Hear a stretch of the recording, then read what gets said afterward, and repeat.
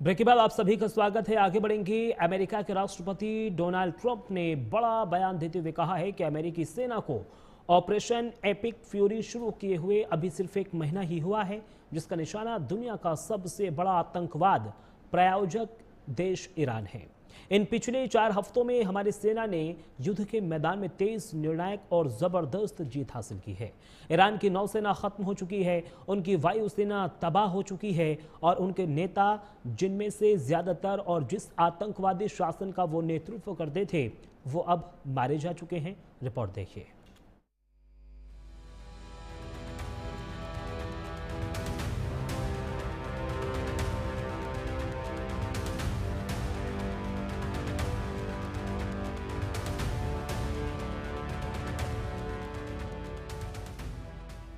Just 1 month since the United States military began Operation Epic Fury, targeting the world's #1 state sponsor of terror, Iran.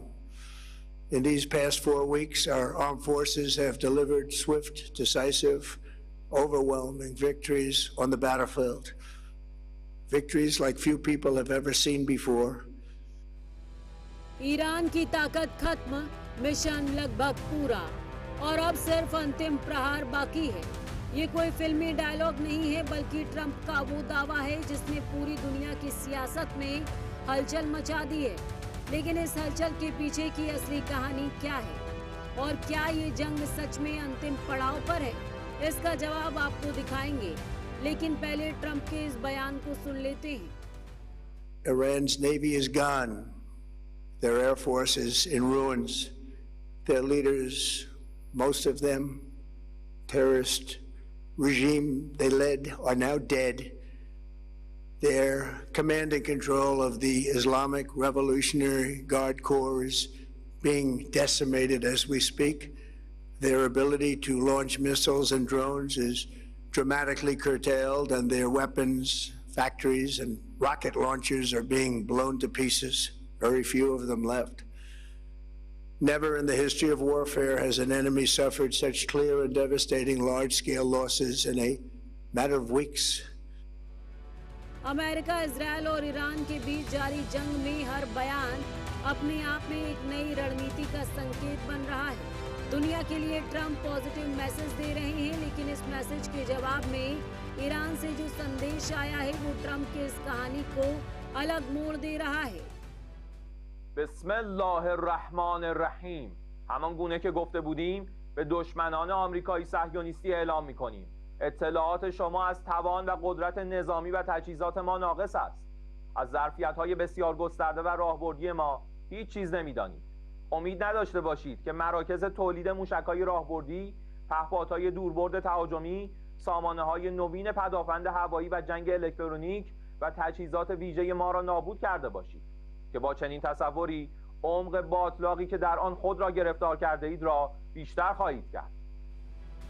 Iran साफ तौर पर Trump के बयान को ख्याली कहानी बता रहा है, अमेरिका को करारा जवाब दे रहा है, ईरान को कम ना आंकने की हिदायत दे रहा है। दरअसल ऐसा इसलिए माना जा रहा है क्योंकि ईरान की ताकत सिर्फ उसकी सेना तक ही सीमित नहीं है। क्षेत्रीय स्तर पर भी उसके कई सहयोगी और प्रॉक्सी ग्रुप्स हैं जो मिडिल ईस्ट के अलग अलग हिस्सों में सक्रिय हैं। ऐसे में अगर अमेरिका सैन्य कार्रवाई को और तेज करता है तो ये संघर्ष केवल 2 देशों के बीच तक सीमित नहीं रहेगा, इसका असर और भयानक हो सकता है। And now winning bigger than ever before. Before discussing this current situation, I also want to thank our troops for the masterful job they did in taking the country of Venezuela in a matter of minutes. That hit was quick, lethal, violent, and respected by everyone all over the world. After rebuilding our military during my first term, we have by far the strongest military anywhere in the world. And now we're... Trump के हिसाब से America को homeward street की जरूरत नहीं है। Trump अपने भंडार को सबसे ऊपर बता रहे हैं, लेकिन दुनिया के कई देश इस रास्ते से व्यापार करते हैं। ट्रंप के इस आवाज में जीत का ऐलान तो सुनाई दे रहा है, लेकिन उसके साथ साथ अमेरिका के अलावा किसी देश को क्या नुकसान हो रहा है, इस पर ट्रंप का कोई रुख सामने नहीं आया। होर्मुज़ स्ट्रेट पर रोक ने पूरी दुनिया की सप्लाई चेन पर ब्रेक लगा दिया है, लेकिन इस ब्रेक के बाद भी ट्रंप दुनिया को अमेरिका से व्यापार का न्योता दे रहे हैं। Depend on. So to those countries that can't get fuel, many of which refused to get involved in the decapitation of Iran, we had to do it ourselves. I have a suggestion. Number one, buy oil from the United States of America. We have plenty. We have so much. And number two, build up some delayed courage. Should have done it before, should have done it with us, as we asked. Go to the strait and just take it, protect it, use it for yourselves. Iran has been essentially decimated.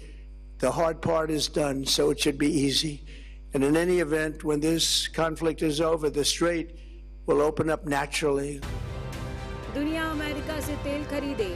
America को Hormuz straight की जरूरत नहीं है और America के पास Iran से ज्यादा तेल है। ये सिर्फ दावा नहीं बल्कि एक सीधी व्यापार रणनीति मानी जा रही है। ये उन सभी देशों को साधने और व्यापार करने की कूटनीति माना जा रहा है।